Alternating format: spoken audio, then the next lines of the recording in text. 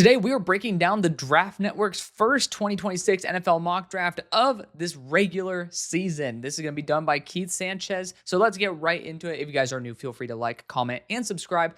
And below my face is my board. It is guys who are solely all 22 grades based, and I end up having videos on pretty much every single one of these guys. Malachi Lawrence being an exception, Dylan Thieneman being an exception, and Keith Abney. Forgot about that. That's the new exception one as well. But there's over 300 players on this list, along with every single player broken down with a short description as well that you can go see over on the Patreon. On top of that, you see the videos on YouTube. They're going to be top 20. All of those are like top 30 and more. So you guys get to see every single player broken down. And also, you got some cool exclusives coming, like a bunch of some really fun interviews that I had the pleasure of doing with some guys who are now in the NFL. Hi, y'all. I have once again teamed up with DraftKings Sportsbook to bring you guys an incredible offer. New customers can bet $5 to get $300 instantly in bonus bets, and on top of that, $200 off NFL Sunday Ticket from YouTube or YouTube TV. When signing up, make sure to use the code HMS.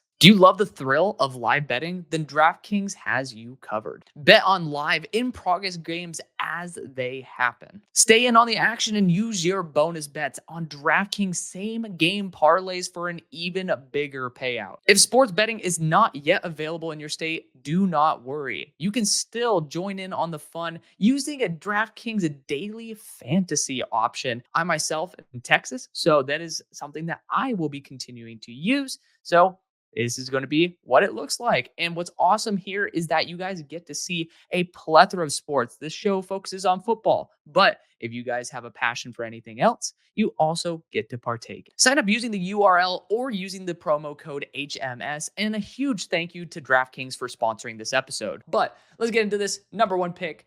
And we got the New Orleans Saints going with Garrett Nussmeier. And Garrett Nussmeier, huge fan of how well he ended up performing under pressure. He is somebody who will be rising up. I don't think statistically he was necessarily the most consistent. And again, we want to see the more consistency, that not just the splash plays, but I do think that the precision when under pressure really did look like it took a step up but we'll see again. We have so many more weeks to be able to talk about this. We're just projecting based on where he's at right now. But again, you have the father as the OC. Makes sense. I mean, nepotism is a thing. And with the high ceiling of Garrett Nussmeier, it feels like it's going to be something that they're going to try to do and maybe ends up working out. Number 2 for the Cleveland Browns, LaNorris Sellers, quarterback out of South Carolina, my number 1 player in the entire class. Definitely someone that I feel a little bit more uncomfortable with than I did at the end of last year, based on the fact that LaNorris is still forcing passes at a little bit too high of a rate. And also the fact that he's not snapping the ball on time is a bit scary. Like, you have to have the mental part of the game down too. He is physically more gifted than anybody in this entire class. I mean, you could argue Nick Harbor, who's on his team, but we're talking about one of the most gifted athletes in the whole country, in the whole world right now, with LaNorris Sellers. And I just really want him to get the mental part down, because I think he's shown the ability to do it. But again, we're talking about the NFL, where the mental part of the game becomes even more of an emphasis than just the physical. But for Cleveland, great move. Again, if you can end up continuing to string along Joe Flacco somehow, would be actually a pretty good guy to have as a mentor. Number 3, we have the New York Jets going Cade Klubnik, quarterback out of Clemson. Cade definitely struggled this past week. We'll see if he bounces back. So, again, and this is a whole season thing. Some guys start off hot, some guys start off cold. Just because Joe Burrow sometimes starts off the season pretty cold does not mean he is a bad quarterback, right? As Antonio Brown used to say, it's not how you start, it's how you finish. Definitely not an original quote from him, but one that I always used to quote. And I don't know who else to give credit to, but it will be a seamless transition from Justin Fields to Cade Klubnik. I just don't think right now he has shown that progression again. So he had year-over-year progression, but this year does not look like it's there yet. I want to see him get, by the end of this year, to a whole new level that he hasn't reached. That could end up being worth the number 3 pick. Number 4, the Giants go after Caleb Downs, defensive back out of The Ohio State University. Caleb Downs is the best player in the class. I personally would have went after my number 4 player in the class, Spencer Fano, to fill out that right tackle spot. I think it's a weak tackle class. Again, nothing really special about the safety class except at the top, but I also don't think the Giants are desperate to fill that safety gap the way an offense should feel desperate to fill their offensive tackle spots. So that's where my head is at personally. But again, you can't say no to the best player in the class. Again, for me, it could be LaNorris Sellers. I think it'll end up being Caleb Downs grade wise. Who cares? You're talking about 1 or 2. And, with the Giants, they have the best player that is left on my board. I think it's a great player. I understand. But I will say there's a player in proximity that isn't much lower grade that is filling a need that I think would boost the team a little bit more. Number 5, we have the Titans going Keldrick Falk, edge rusher / defensive lineman out of Auburn.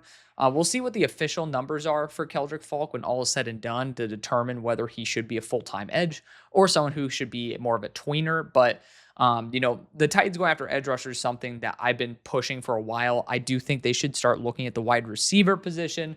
But edge rusher absolutely is on the first 1 to 3 rounds menu. Same thing with wide receiver. It just depends on which order you think you should go for it. And for the Titans, I do believe that the bigger edge rusher style could end up working out very well. My thing would be going after Ruben Bain over Keldrick Falk for said build.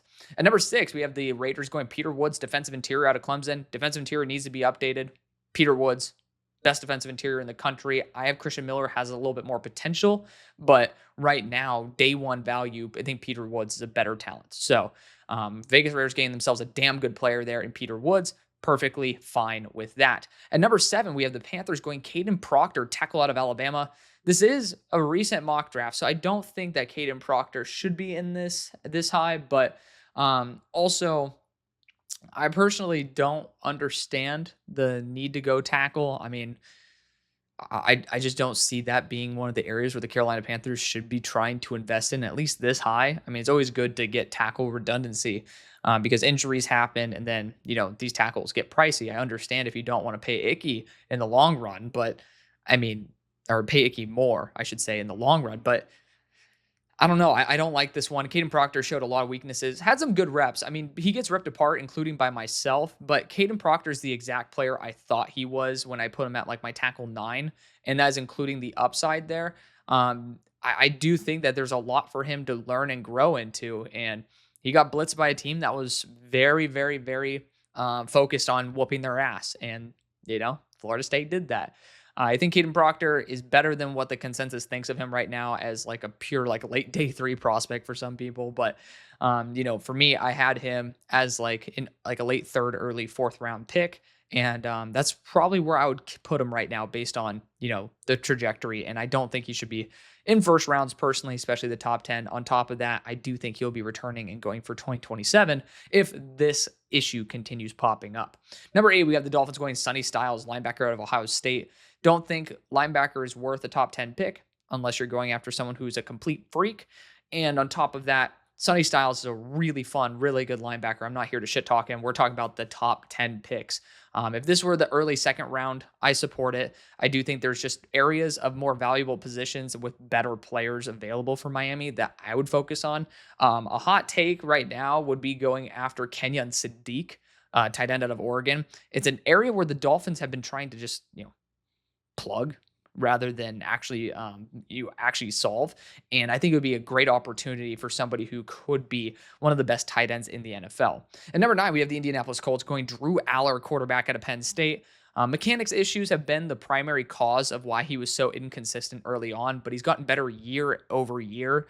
And, we'll see when he actually plays a little bit more tough competition, whether that is continuing the trend rather than, similar to Klubnik, kind of stagnating or even regressing a little bit. Fingers crossed that we do see that extra progression. If that is the case, I think he locks himself as a top 5 pick rather than being here. But for the Colts, who are just dealing with their own quarterback who is inconsistent with mechanics, might be a little bit of a turnoff. We'll see how it all shakes up with these quarterbacks as we get a couple games under our belt.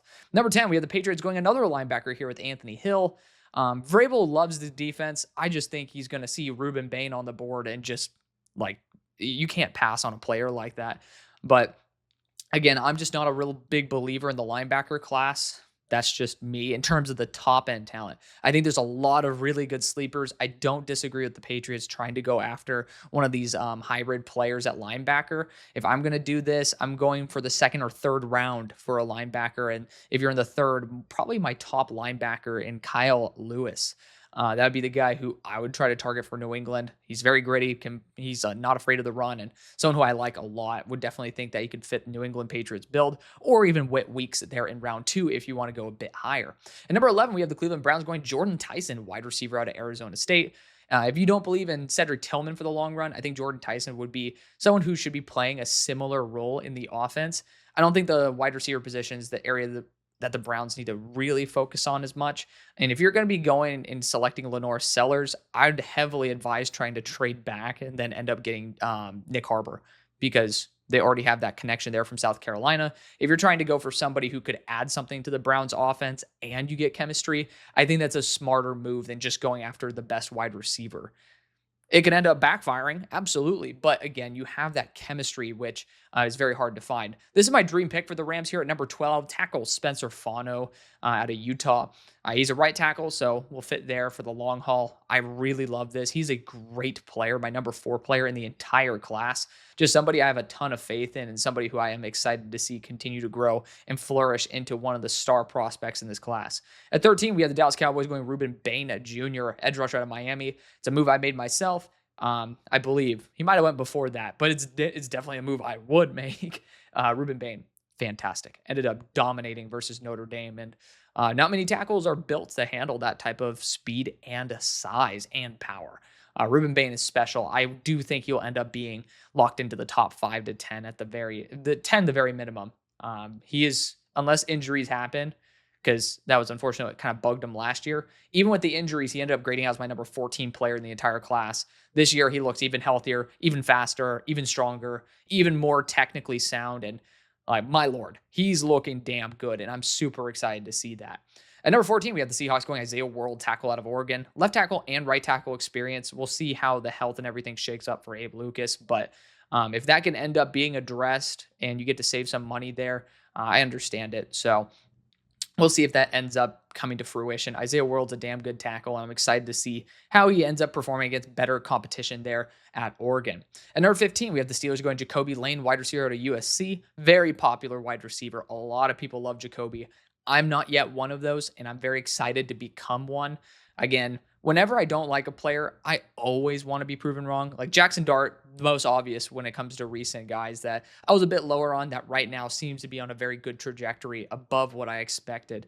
And I love that. I mean, I crave good football. And, if Jacoby Lane ends up being that level of player where he's worth a top 15 pick, by all means, prove me wrong, because awesome football is so much more fun than just being right. I'd rather see some cool games of really good play and learn from my mistakes going forward than be right and be like, look at a reach. That's just not the fun thing for me. I just want to be honest and transparent, which is why sometimes I'm like, hey, I don't believe this move. But I personally don't believe in Jacoby Lane just yet. We'll see as time goes on. He has an extra year of development under his belt. We'll see if he can end up reaching the heights that some people believe he can reach. Number 16, the Arizona Cardinals go right tackle Francis Mauigoa out of Miami. Right tackle, 100% agree. That's a target position. I'm just not a full believer that Mauigoa is a tackle. I think there's a lot of issues that would be mitigated or reduced at guard. So personally, I think of him more as a guard. I still think he'd be a fine tackle. Don't get me wrong. I do think he would end up being an okay tackle. But if we're talking about his best capabilities, his best impact, I would be selecting him as someone who could be kicking into guard and feel comfortable with how my tackle situation would be if that ends up being the case. At number 17, the Bears go Jeremiah Love, running back from Notre Dame. Definitely want to see him a little bit more careful when it comes to taking care of his body. A lot of hurdles. When you do that, you are putting yourself at risk of taking a very weird fall. You're landing very awkwardly. If someone comes and hits you, you're obviously not projecting. You don't know exactly how hard someone's going to hit you, the angle you're going to land. So there's always a big risk whenever you hop over somebody. And, fingers crossed, Jeremiah Love, he's been very tactical, very good with it so far. Hopefully that continues. I'm just a bit concerned if it does end up being that off chance you get hit awkwardly, you land awkwardly, you hurt something. And, obviously I want every one of these players to be successful, be the best that they can be, and be healthy. And it scares me whenever a player does that, because you do really put yourself at risk when you're in the air, because you have no way after you leave the ground of truly truly changing and being able to dictate how contact gets to you. So hopefully that ends up improving the Bears. If Jeremiah Love hits his potential, absolutely is a great target for him. 18, we have the Minnesota Vikings going Avion Trello, cornerback out of Clemson. It literally fits perfectly with how they ended up bringing in Isaiah Rodgers. I almost forgot the name off the top of my head. Isaiah Rodgers is like hand in hand. Like Avion Terrell essentially is Isaiah Rodgers to I almost want to say Marlon Humphrey because they're on the same team, but Jair Alexander. That's the range for Avion Terrell in my opinion. That's a pretty damn good range. Very excited to have Avion Terrell as my cornerback 3. Only reason for that is, you don't even get to see him. Number 19, Keith Abney ended up slipping into the rankings.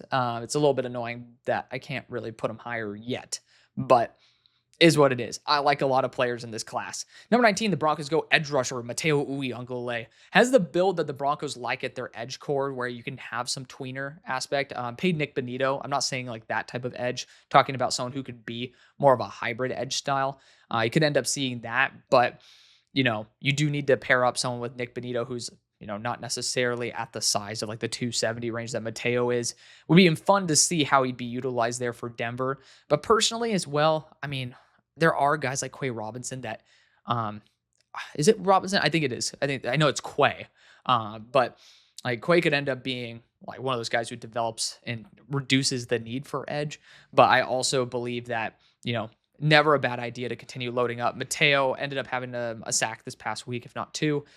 Again, against Cupcake team. But I do think that he has the technique that you need to end up thriving if you end up boosting the athleticism. 20, we have the Texans going Max Eon. I can't say his name. I couldn't say it in my own video. Ihi Anchor. I mean, he's a good tackle. I just don't really have that much faith in him. I know that, certain people have a lot of faith in him to this degree. We'll see if that ends up becoming the case, but did not see first round tackle out of him. Again, very happy to be proven wrong. And to be fair, Max has to deal with a quarterback that is very, very, very non-traditional, plays the game like a video game in Sam Levitt. Not saying that Sam Levitt can't play the game. I'm just saying he does not play it like a stereotypical quarterback. And so it's not very easy to grade a tackle that is playing in an offense with the leader of said offense being somebody who is not always where you can end up seeing the projectable reps. There's a lot of it in there where you can see a lot of hate, like a lot of stuff breaking loose. And, he's a fun tackle. I just don't see a first round pick. And for the Texans, they're investing a lot in their offensive line. We'll see if it ends up needing to be like that. 21, we have the Buccaneers going Kenyon Sadiq, tight end out of Oregon. I do not think he escapes the top 15. This is going to be like a Brock Bowers situation. Brock Bowers should have been selected way higher, and I think people regret that. Kenyon Sadiq is special. Like, he is top tier special. And if the Buccaneers can snipe him at 21, pop the champagne bottle, I think that he's going to be a superstar. 22, we have the Cincinnati Bengals going Jermod McCoy, corner out of Tennessee. Excited to see him get back on the field. The system at Tennessee is amazing for him. I don't necessarily see Al Golden being the type to maximize a Jermod McCoy type, but if he can do it, I love it because Jermod is very physical, but he's also someone who's a little bit more tactical in, cover 3, cover 4 in a way that I just personally don't want him to be like locked up man on man. I know a lot of people like that version of him, and I might be the one in the wrong on this, but Jermod McCoy, I do have my concerns with him in terms of the short range and then over the long distance on stuff like drags. That's where I saw the majority of separation, and that's something that does kind of bug me. And I know that Al Golden, I mean, when he gets to use his players properly, definitely trusts his corners a lot. Jermod McCoy might fit into that, but I just personally don't see the Leonard Moore in Jermod McCoy the way maybe some other people do. And I'm excited to be proven wrong on that. Knock on wood that y'all are right and I am wrong. 23, the Niners go Zachariah Branch, wide receiver out of Georgia. Don't see first round with Zachariah. He did an amazing job, though. Looks way better at Georgia. Looks like he's back in his freshman year. Super excited for that. But I don't see for the Niners a first round need and valuation of what he would be in their offense and / special teams. But he is fun, very fun. I don't know. For the Niners, I would want someone who's a little bit more enforceful, maybe like down the line, round 3, a Malachi Fields type, to where Ricky Pearsall could essentially be the Ayuk type. And then you could try to find someone who is a little bit more in the slot mold a little bit later on. We'll see about that. Obviously, Ayuk's there, but unreliable, and all that stuff. 24, the Rams go linebacker CJ Allen out of Georgia. I just don't understand why people take linebacker to the Rams super high. They just never seem to have valued it. And it does kind of seem like we're discounting history with that, even though the organization at the top, pretty similar. And, CJ Allen isn't necessarily the biggest athlete. He's a fun athlete. He's a powerful linebacker, but don't really see the value there. Linebackers very hard to project from from college to the NFL. Very hard to acclimate to the NFL. Not many people do it very well, and so I just see a lot of risk. I could tell that the Rams are very analytical.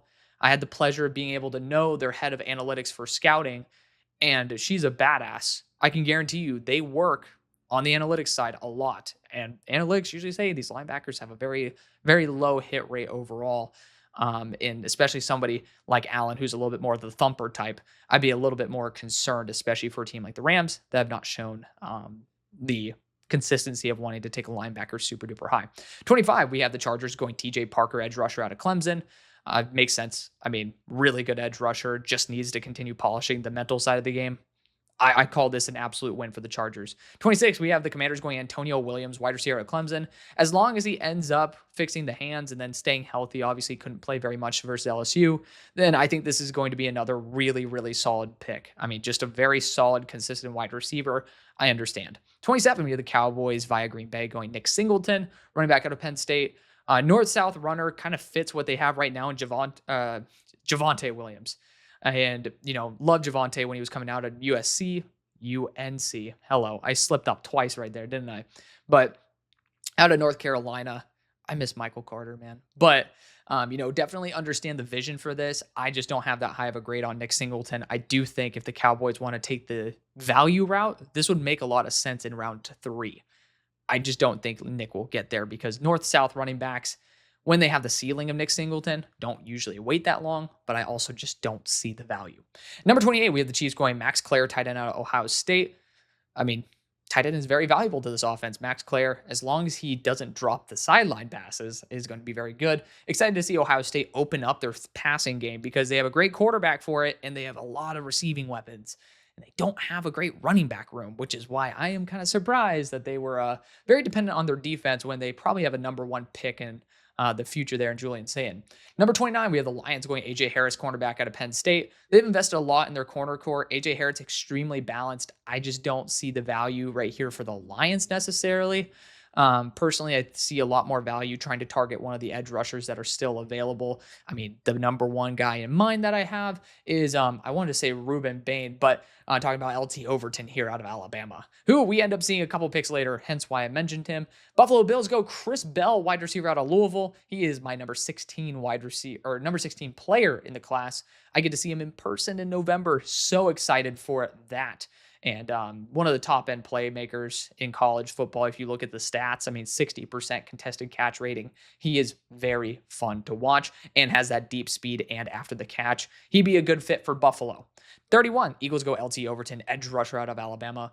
I mean, talked about him just a second ago. He's someone who I would absolutely be considering here at the top end of the draft. I really, really like his game. And for the Eagles, getting another very enforceable, larger edge rusher is never a bad idea, especially for early downs. And then when you want to go to an odd front, like you can end up having LT also kick in if you need to. Could end up being pretty nice if you want to end up cutting like a Jomo or something. And, on certain downs want to mitigate, if you don't get a top end defensive interior, mitigate the loss as the pass rush upside. At number 32 for the Ravens, they go Carnell Tate, wide receiver at Ohio State.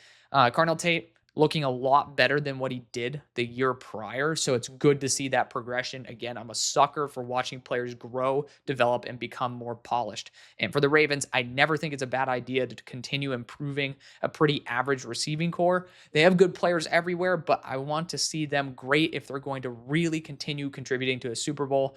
It's one of the areas where the Ravens continue to throw stuff at it, but it's not necessarily sticking the way they want to. And I love the fact that this organization, rather than just kind of feeling down about it, will continue to throw. And they continue to hit in terms of like other positions. Wide receiver, can still see them needing a little bit more. But again, this is why you're still taking it here at the top. But that's going to be the video. Thank you again so much for showing the love and respect. Thank you again to DraftKings Sportsbooks for sponsoring this episode and being patient with me as well. There's some certain things behind the scenes that they've been extremely patient and very communicative for me on. So really good on them for being such a great host of the show. Love you guys. See you later. Peace.